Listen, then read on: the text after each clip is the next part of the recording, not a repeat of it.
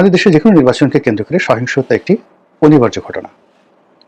জাতীয় নির্বাচনে সারা দেশে সহিংসতা হয়, কখনো কখনো শত শত মানুষ মারা যায়। এটি পশ্চিমবঙ্গেও হয়, ভারতেও হয়, কিন্তু এগুলিকে খুব সবাই স্বাভাবিক বিষয় হিসেবে মেনে নেয় এবং বেশি একটা হাকডাক হয় না। আবার মারপিট, খুনাখুনির পাশাপাশি আরো অনেক কিছু ঘটে নির্বাচনের ময়দানকে কেন্দ্র করে। তো অনেক সময় যখন এই ধরনের মারামারি কাটাকাটি হয়, যেটা অতীতে আমাদের বাংলাদেশে হয়েছে, তখন সেটি নিয়ে কেন সমালোচনা হয়নি। আর এবার তুলনামূলকভাবে আজকের দিন পর্যন্ত যদি ধরি, নির্বাচনে আর মাত্র 2 দিন বাকি আছে, সে তুলনায় অতীতের যে কোনো সময়ের চাইতে নির্বাচনের যে সহিংসতা কম হয়েছে, শান্তিপূর্ণ অবস্থান বজায় থেকেছে এবং বলতে গেলে নির্বাচন সংক্রান্ত যে সকল অনার সৃষ্টি হয় তাও হয়নি। কিন্তু তারপরেও মানুষ কেন ভয় পাচ্ছে, এত আতঙ্কগ্রস্ত হচ্ছে?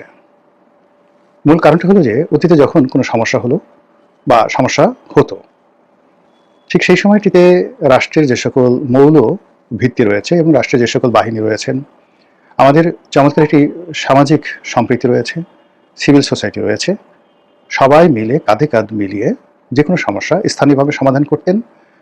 আইনশৃঙ্খলা রক্ষাকারী বাহিনীগুলো প্রাণান্ত চেষ্টা করতেন। এখানে ঘুষ হতো, দুর্নীতি হতো, টাকা পয়সা খেয়ে অনেক পুলিশ কোনো কোনো প্রার্থীর পক্ষে অবস্থান নিতেন।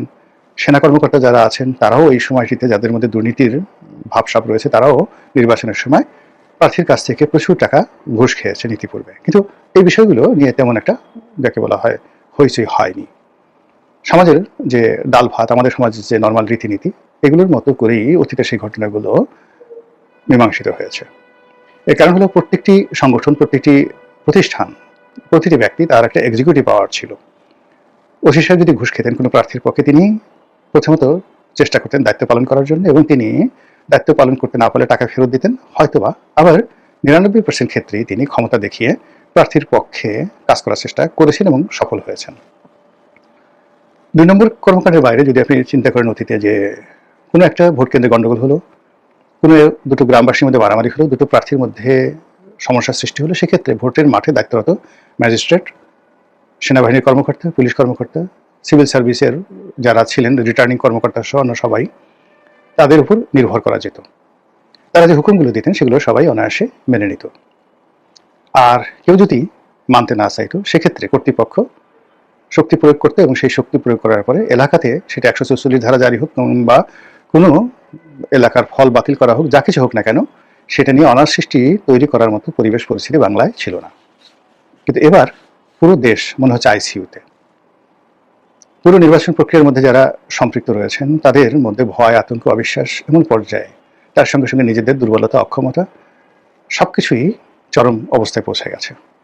ধরুন একজন মানুষ 1 সপ্তাহ ধরে কন্টিনিউয়াসলি ডায়রিয়াতে ভুগছেন, কোনো অবস্থাতে পেটে কোনো কিছু রাখতে পারেন না, খাওয়ার সঙ্গে সঙ্গে পেটে গুড়গুড় করে শব্দ হয় আর লুজ মোশন হয়ে খালি হয়ে যায়। 6-7 দিন পরে দেখা গেল যে তার রক্ত আমাশা শুরু হয়ে গেছে। এই অবস্থাতে রোগীকে স্যালাইন দেওয়া হচ্ছে, এবং আশেপাশের লোকজন যখন ভয় পাচ্ছেন যে এই রোগী যে কোনো সময় মরে যেতে পারে, ঠিক সেই সময়টাতে দূর দেশ থেকে রোগীর এক আত্মীয় পোলাও, কুরমা, বিরিয়ানি এগুলো সব নিয়ে এলো এবং রোগীর সামনে ধরলো। বলুন তো, ওদিকে তাকানোর মতো অবস্থা রোগীর আছে? বা আশেপাশের যারা লোকজন আছে, তারা যে মেহমান রোগীর জন্য পোলাও, কুরমা, কালিয়া কোপ্তা নিয়ে এলো, তাকে কি বুদ্ধিমান বলবেন না বেকুব বলবেন, নাকি অপদার্থ বলবেন, নাকি মেজাজ গরম হয়ে গেলে তার গালের উপর দুটো চটকানি বসিয়ে দেবেন? কি করবেন বলেন, যেখানে রোগীর প্রাণ বাঁচছে না? গত 17টি মাস ধরে আমাদের যে রাজনীতি এমন পর্যায়ে পৌঁছে গেছে, যেখানে নাতির বয়সী লোকদের বা ছেলেদের বা রাজনীতিবিদদের গালিগালাজ, হুমকি ধামকিতে মহিমের মতো, বটবৃক্ষের মতো বড় বড় যারা জাতীয় নেতা, 40 বছর 50 বছর ধরে যারা জাতীয় রাজনীতি ডমিনেট করছে, তারা এখন রীতিমতো কিয়ামতের ময়দানে যেভাবে মানুষ ইয়ানফসি ইয়ানফসি করে দৌড়াবে, এখন সে সকল মানুষ ইয়ানফসি ইয়ানফসি করে দৌড়াচ্ছে।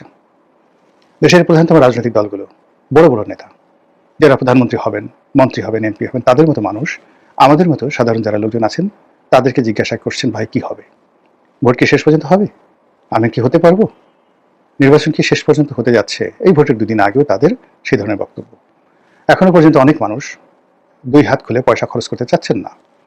তাদের ধারণা যে যদি ভোট না হয়, কিংবা যদি ভোট না টিকে, আর যদি ভোট হয় এমনি এমনি হয়, যদি ম্যাটিকুলাস ডিজাইন হয়, যদি ভোটের ফলাফল ম্যানিপুলেট করা হয়, সরকারের পক্ষ থেকে যদি কোনো ফলাফল ঘোষণা দেওয়া হয়, বা ভোটের ফলাফল স্থগিত করা হয়, 10 দিন পরে অবস্থা বুঝে ভোটের ফলাফল ঘোষণা করার কোনো ব্যবস্থা নেওয়া হয়, তাহলে তারা কি করবেন? 2018 সনে তো তারা কিছু করতে পারেননি, 2024 সনে তারা কিছু করতে পারেনি, 2014 সনে কিছু করতে পারেনি। তো 14, 18 এবং 24-এ রাজনৈতিক দলগুলোর যে শক্তিমত্তা ছিল সেই তুলনায় এখন তাদের যে অবস্থা, সেই ডায়রিয়া রোগীর মতো চিত হয়ে শুয়ে আছেন, লম্ফ দিচ্ছেন, ঝম্প দিচ্ছেন, কিন্তু পেছন দিক থেকে যদি কোনো কারণে কেউ একটু বকা দেয়, কেউ একটু মামলার ভয় দেখায়, কেউ একটু ধমক মারে, ওটাকে রুখে দেওয়ার জন্য যে শক্তি দরকার, বিশ্বাস দরকার, সেটা রাজনৈতিক দলগুলোর নেই। এগুলো একটা ঘটনা। অন্যদিকে পুলিশ বলেন, মিলিটারি বলেন, আনসার ভিডিপি যা কিছু বলেন, কেবলমাত্র এই প্রথমবারের মতো যমুনার সামনে গত শুক্রবারে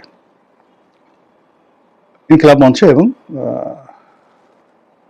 কর্মচারী, মানে সরকারি কর্মচারী, তারা যমুনা ঘেরাওয়ের যে কর্মসূচি দিয়েছিল সেখানে পুলিশ একটি ভূমিকা পালন করেছে, কিন্তু এটা পুলিশের বলতে গেলে দেয়ালে পিঠ থেকে গিয়েছিল। এছাড়া তাদের আর কোনো উপায় ছিল না। এর কারণ হলো ওখানকার ওই ঘটনাতে সেনাবাহিনী এগিয়ে আসেননি। পুলিশের অস্তিত্ব নষ্ট হয়ে যেত, পুলিশ বাহিনীটিকে ডিজলভ করে দেওয়া হতো যদি সেদিন যমুনাতে কোনো দুর্ঘটনা ঘটত।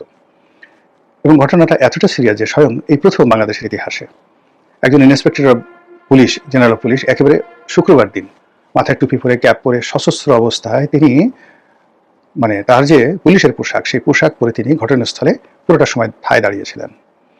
আর তারই সমপর্যায়ের একই গ্রেডের এখন কর্মকর্তা মেট্রোপলিটন পুলিশ কমিশনার।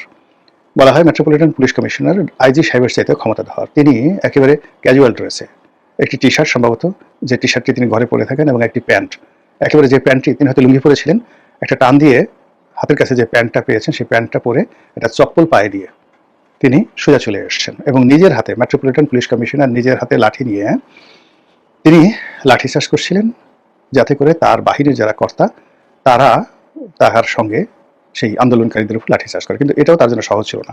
তিনি অনেকক্ষণ একা একা পিটিয়েছেন, এবং তার ভাগ্য ভালো যে তার বাহিনী কেউ তার পক্ষে তখনও পর্যন্ত লাঠি উঠায়নি। ফলে ওই অবস্থাতে যদি সেই কমিশনার সাহেবের লাঠি কোনো আন্দোলনকারী ধরে ফেলতেন এবং সেই কমিশনারকে লাঞ্ছিত করতেন, কিয়ামত হয়ে যেত বাংলাদেশে, এবং পুলিশ সঙ্গে সঙ্গে গুলি করে বসত। পরবর্তীতে যখন তিনি খুব অ্যাডামেন্ট অবস্থায় ধরো, মারো, পিটাও বলে নিজে নিজে এগিয়ে গেলেন, তখন কোনো কোনো কর্মকর্তা তাকে সাহায্য করতে এগিয়ে এলেন। এবং এর মধ্যে আরও দেখলাম যে অনেক পুলিশ সেই আন্দোলনকারীদের দিকে পশ্চাৎপদ হয়ে, মানে পিছন সাইড দিয়ে তারা খোশগপ্প করছিল। কমিশনার সাহেব নিজে ধাক্কা দিয়ে তাদেরকে বলে যে ওইদিকে যাও। তো এরকম ঘটনা ঘটেছে শেষ দিনে। তারপর মাঠে সেনাবাহিনী আছে। সেনাবাহিনী গত 17 মাসে যে কর্মকাণ্ড করেছেন, মনে হচ্ছে না যে নির্বাচনের দিন সেই কর্মকাণ্ডের বাইরে গিয়ে তারা কোনো স্মার্টলি, ডাইনামিক্যালি এবং এক্সট্রা অর্ডিনারিলি কোনো কাজ করবেন, মনে হচ্ছে না।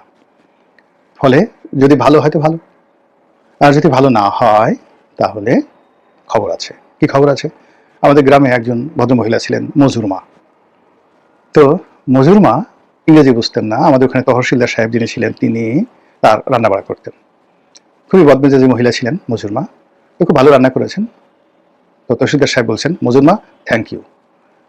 তো তিনি থ্যাংক ইউর অর্থ বুঝেননি। তিনি বললেন যে থ্যাংক ইউ সাহেব, থ্যাংক ইউ বললেন, যদি ভালো হয় তো ভালো, আর যদি ভালো না হয় তাহলে আপনি থ্যাংক ইউ, আপনার 14 গোষ্ঠী থ্যাংক ইউ, আপনার বাপ থ্যাংক ইউ, আপনার মা থ্যাংক ইউ। এরকম একটা অবস্থা। এখন ভোটের দিনের যে অবস্থা, সেখানে আমরা পুরোটাই প্রকৃতি নির্ভর হয়ে পড়েছি, পুরোটাই আল্লাহ নির্ভর হয়ে পড়েছি। আল্লাহ যে হকুল ইবাদ, বান্দাদের হক, সেই বান্দাদের হক যেটা আছে সেটা আমরা কেউ পালন করার মতো পর্যায়ে নেই। না ভোটার, না কর্মী, না সমর্থক, না প্রতিদ্বন্দ্বী প্রার্থী, না সরকার, না রাষ্ট্র, না বাহিনী।